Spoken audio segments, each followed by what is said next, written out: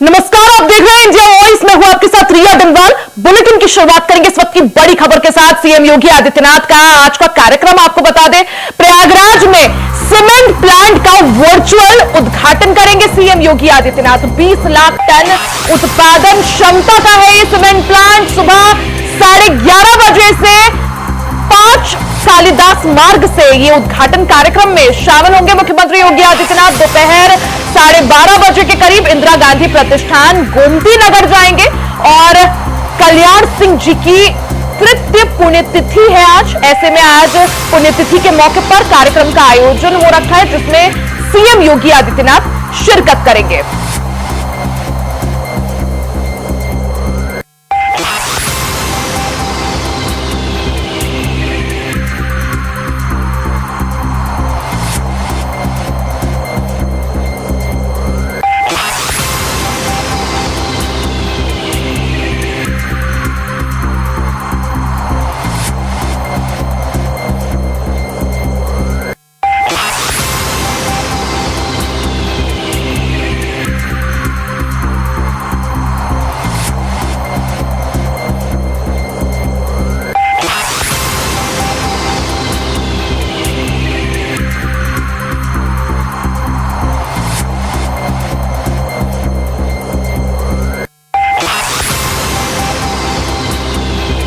योगी आदित्यनाथ आज प्रयागराज के दौरे पर रहेंगे। इस दौरान प्रयागराज में सीमेंट प्लांट का वर्चुअल उद्घाटन करेंगे मुख्यमंत्री योगी आदित्यनाथ। 20 लाख टन उत्पादन क्षमता का यह सीमेंट प्लांट है। इसमें सुबह 11:30 बजे के करीब 5 कालिदास मार्ग से यह उद्घाटन का कार्यक्रम। दोपहर 12:30 बजे के करीब इंदिरा गांधी प्रतिष्ठान गोमती नगर जाएंगे और स्वर्गीय कल्याण सिंह जी की तृतीय पुण्यतिथि का आज मौका है। ऐसे में उन्हें श्रद्धांजलि अर्पित करेंगे मुख्यमंत्री योगी आदित्यनाथ।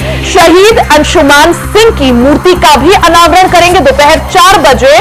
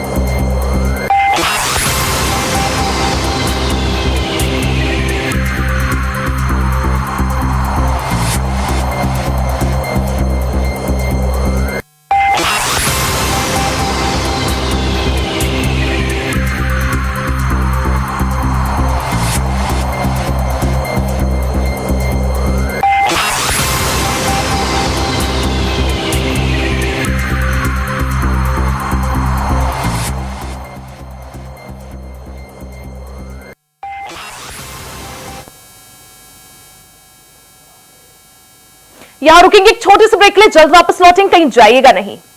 ब्रेक के बाद एक बार फिर आप सभी का स्वागत है। तो बात करते हैं अगली खबर की जो लखनऊ से आ रही है।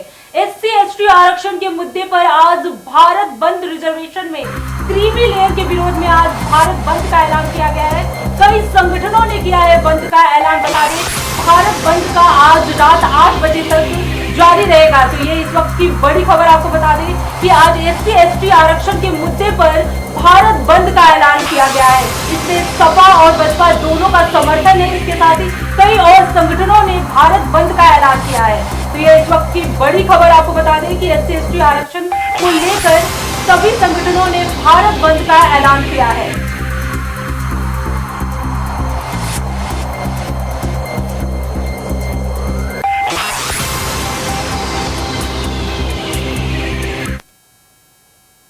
खबरों में आगे बढ़ते हैं, बड़ी खबर लखनऊ से आपको बता दें, बसपा ने आज भारत बंद का समर्थन किया है। लखनऊ में अंबेडकर प्रतिमा पर यह प्रदर्शन होगा। बसपा नेता आकाश आनंद हरियाणा में इस दौरान शामिल होंगे। तो ये बड़ी खबर आपको बता दें, जिस तरह से भारत बंद को लेकर आज देश भर में देशव्यापी प्रदर्शन किया जाएगा। बसपा ने आज भारत बंद का समर्थन किया है। लखनऊ में अंबेडकर नगर प्रतिमा पर प्रदर्शन होगा, तो वहीं बसपा के नेशनल कोऑर्डिनेटर आकाश आनंद हरियाणा में आज भारत बंद में शामिल होंगे। आपको बता दें, जिस तरह से सुप्रीम कोर्ट का ऐतिहासिक फैसला आया था जिसमें कोटे में कोटा को मंजूरी दी गई थी, साथ ही जिस तरह से क्रीमी लेयर को लेकर बात सामने आई थी, इसको लेकर आज देश भर में भारत बंद का आह्वान किया गया है। भारत बंद को कई सारे जो दल है वो भी अपना समर्थन दे रहे हैं। इस कड़ी में बसपा ने आज भारत बंद का समर्थन किया है।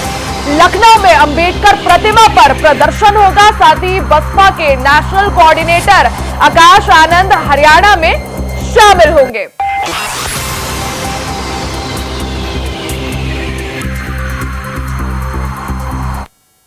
बात करते हैं अगली खबर की। भारत बंद को बीएसपी सुप्रीमो मायावती ने समर्थन दिया है। इसको लेकर उन्होंने ट्वीट कर कहा कि शांतिपूर्ण तरीके से आंदोलन किया जाए। मायावती ने आरोप लगाया कि षड्यंत्र के तहत आरक्षण खत्म करने की साजिश की रची जा रही है।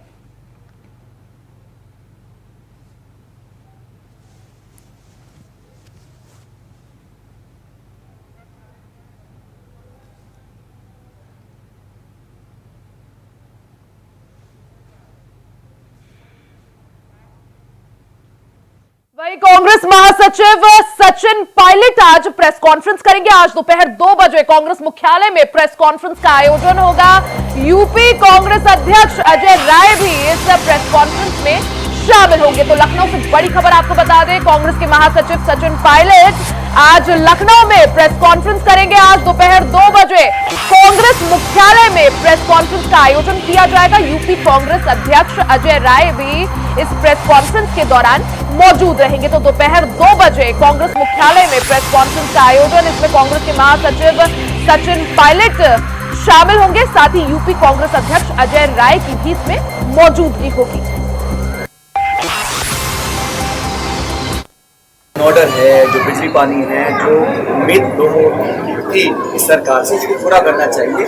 हम एक सकारात्मक विपक्ष का रोल निभा रहे हैं और अपनी बात मजबूती से रख रहे हैं, और हमारा काम भी है, विपक्ष का काम होता है कि सदन के अंदर सरकार की जवाबदेही तय करना, सवाल पूछना हमारा अधिकार है, और ये सरकार की जिम्मेदारी है कि संतोषजनक जवाब दिया जाए ताकि जनप्रतिनिधि संतुष्ट हों और पब्लिक को मैसेज जाए कि सरकार काम कर रही है। काम ऑर्डर है, जो बिजली पानी है, जो उम्मीद लोगों की इस सरकार से, इसको पूरा करना चाहिए।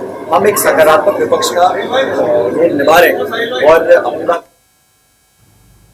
गोरखपुर में रोड टू स्कूल कार्यक्रम का शुभारंभ किया गया। बता दें, सीएम योगी आदित्यनाथ ने इस कार्यक्रम का शुभारंभ किया। वहीं कार्यक्रम में सीएम योगी ने कहा, हम शिक्षा के स्तर पर सुधार के लिए काम कर रहे हैं, बच्चों को योग्य और आत्मनिर्भर बनाएंगे। और क्या कुछ कहा सीएम योगी ने, आइए आपको सुनाते हैं। ब्रिटेन में वायसराय को पत्र लिख करके भेजा। उसने लिख के भेजा कि मैं भारत का भ्रमण किया हूं। भारत एक ऐसा देश है जहां की पंचायतें, जहां की संस्थाएं स्वयं भी अपने शिक्षण संस्थाओं के प्रति आग्रही बना करके साक्षरता के 100% लक्ष्य को बिना भेदभाव के हर व्यक्ति तक पहुंचाने के लिए प्रतिबद्ध दिख रही हैं। और भारत दुनिया में मुझे एक ऐसा देश देखने को मिला है जिस देश में मैं कहीं भी गया, शहरी जीवन को छोड़ दें तो ग्रामीण क्षेत्र में लोग आपस में एक विश्वास से जुड़े हुए हैं। कोई भी अपने घर में ताला नहीं लगाता, हर व्यक्ति को एक दूसरे पर विश्वास है, और परस्पर यह विश्वास जब तक भारत के अंदर बना हुआ है, भारत को अधिक दिनों तक ब्रिटिशर गुलाम नहीं बना के रख सकते। और इसलिए उन्होंने उस समय की शिक्षा पद्धति को इस रूप में बनाया कि पहले की तुलना में अगर देखा जाए तो देश के अंदर निरक्षरता बढ़ी, लेकिन आजादी के बाद जो प्रयास प्रारंभ हुए उसके कुछ परिणाम प्राप्त भी हुए, लेकिन अभी इस पर बहुत कुछ किए जाने की आवश्यकता है, बहुत कुछ किए जाने की आवश्यकता है। और इसके लिए हम आभारी हैं प्रधानमंत्री मोदी जी के, जिन्होंने राष्ट्रीय शिक्षा नीति, जब पूरी दुनिया कोरोना जैसी महामारी के सामने पस्त थी, तब कोरोना जैसी महामारी से देशवासियों को बचाने उनको सुरक्षित रखने के साथ साथ उज्जवल भविष्य की एक नई आधारशिला रखने के लिए राष्ट्रीय शिक्षा नीति 2020 प्रधानमंत्री मोदी जी ने देशवासियों को दी। और राष्ट्रीय शिक्षा नीति यह उद्धरण के साथ तकनीक का उपयोग करके कैसे हम सहज और सरलता के साथ छात्र छात्राओं को इन सब बातों की जानकारी दे सके, यह तो उपलब्ध करा ही रहा है, लेकिन साथ साथ यह भी सुनिश्चित कर रहा है कि बच्चे स्कूल 100% जाकर के अपना नामांकन करा सकें। इसके लिए बच्चों को भी, अभिभावकों को भी, पंचायत को भी, समाज के गणमान्य लोगों को तो इसके लिए जागरूक करना ही है, लेकिन साथ साथ उन संस्थाओं को जो समाज के निर्माण के लिए अपना योगदान दे रहे हैं, जिन्होंने सामाजिक प्रतिबद्धता को समझा है, उनके CSR मत से भी हम लोग इसमें सहयोग लेकर के इस पूरे कार्यक्रम को सफलता की नई ऊंचाई तक पहुंचाने का काम करेंगे। और मुझे प्रसन्नता है, यद्यपि 2017 से विद्यालयों में जो बच्चे पहले तो एडमिशन नहीं ले पाते हैं, एडमिशन लेते हैं तो उसमें से आधे बच्चे ऐसे होते थे एडमिशन लेने के बाद फिर स्कूल नहीं जाते थे। अगर किसी ने तीसरी, चौथी या 5वीं क्लास पास कर ली तो उसके बाद वो 6ठी क्लास में एडमिशन नहीं ले पाता था। 6ठी, 7वीं, 8वीं क्लास भी उसने पास कर ली तो 9वीं में एडमिशन नहीं लेता था। यानी परिणाम क्या था कि 9वीं क्लास में एडमिशन लेने वालों की संख्या पहली क्लास में एडमिशन लेने वालों की संख्या की तुलना में आधी रह जाती थी। हाई स्कूल के बाद जब सीनियर सेकेंडरी स्तर पर जाता था, इंटरमीडिएट के लिए आता था, उसमें भी कमी आ जाती थी और अंततः स्नातक करने वालों की संख्या 25 से 30% मात्र रह पाती थी और उसमें भी क्वालिटी का ध्यान नहीं दिया जाता था। आज एक तरफ हम लोगों ने 2017 में प्रारंभ किया पहले स्कूल चलो अभियान। स्कूल चलो अभियान में जो सबसे अच्छा परिणाम आया कि अकेले उत्तर प्रदेश के अंदर हम लोगों ने देखा कि लगभग 58 से 60 लाख बच्चे नए बढ़े थे, जिन लोगों को हमें बेसिक शिक्षा परिषद के स्कूलों में एडमिशन कराने में सफलता प्राप्त हुई।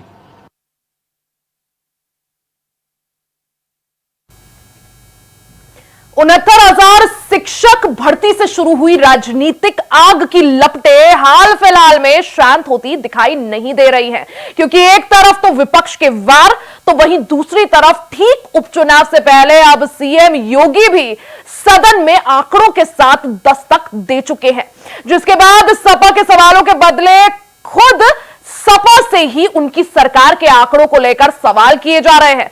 देखिए रिपोर्ट, आपको दिखाते हैं। योगी सरकार में ओबीसी युवाओं को मिला पूरा हक। भर्तियों में ओबीसी युवाओं को मिला सबसे ज्यादा लाभ।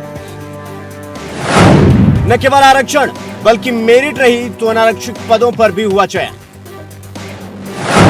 69,000 शिक्षक भर्ती में 31,000 से अधिक ओबीसी युवाओं को मिली सफलता।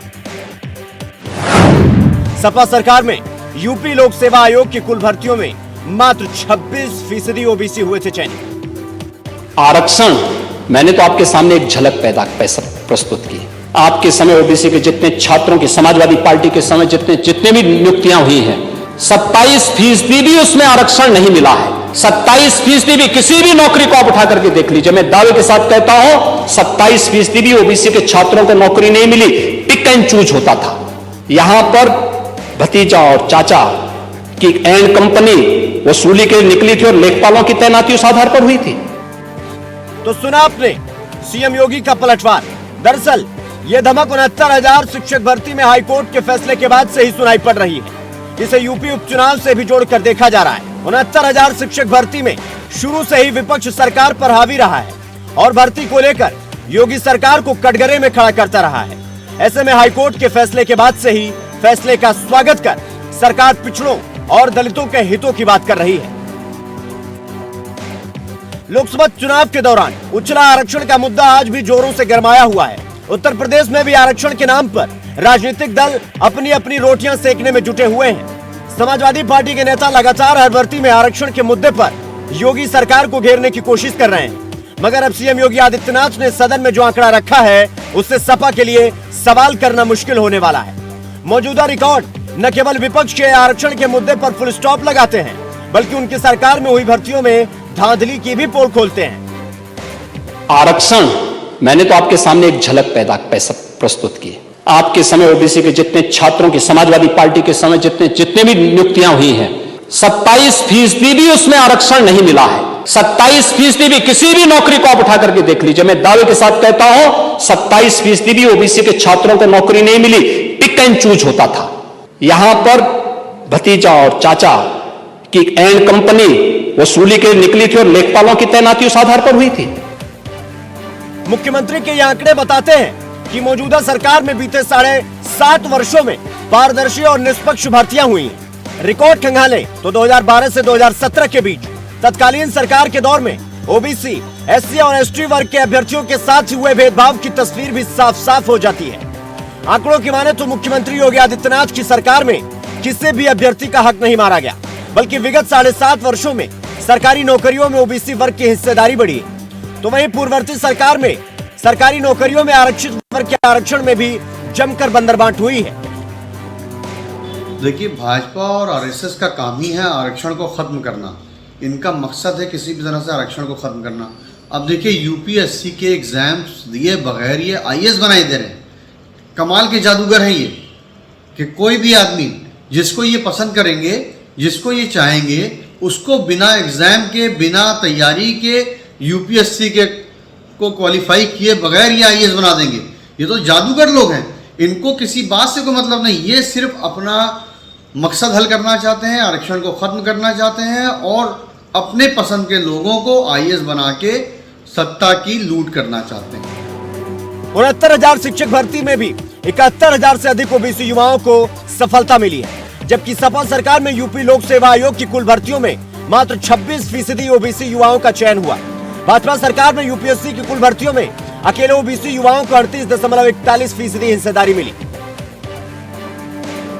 भर्ती प्रक्रिया में कुल 42,409 युवाओं का चयन विभिन्न पदों पर किया गया। इसमें 9,992 सामान्य वर्ग के अभ्यर्थी हैं तथा इसी अवधि में आर्थिक रूप से कमजोर वर्ग श्रेणी के कुल 2761 अभ्यर्थी, अन्य पिछड़ा वर्ग श्रेणी के कुल 19,986 अभ्यर्थी, अनुसूचित जाति श्रेणी के कुल 8,929 अभ्यर्थी तथा अनुसूचित जनजाति क्षेत्र के कुल 741 अभ्यर्थी चयनित हुए हैं। भर्ती पर मचे घमासान के बीच हाईकोर्ट के फैसले के बाद जहां अनारक्षित वर्ग अपने अधिकारों को लेकर सुप्रीम कोर्ट का दरवाजा खटखटाने की तैयारी में है, तो वहीं आरक्षित वर्ग सरकार से जल्द ही लिस्ट निकालने की मांग कर लखनऊ में बेसिक शिक्षा विभाग के कार्यालय के बाहर धरने पर बैठे हैं। कुल मिलाकर आंकड़े सामने आने के बाद सीएम योगी सपा सरकार पर तीखा पलटवार कर सपा कार्यकाल का चिट्ठा गिनाने में लगे हुए हैं, जिसके बाद देखना यह है कि एक तरफ तो विपक्ष का आरक्षण पर वार, तो दूसरी तरफ सीएम योगी का आंकड़े से पलटवार। आखिर उपचुनाव में किसके लिए राह आसान करता है, क्योंकि बीजेपी जिस तरह से नंबर गेम में सवाल कर रही है, समाजवादी पार्टी को भी जवाब आंकड़ों के साथ ही देना होगा। Bureau report, India voice.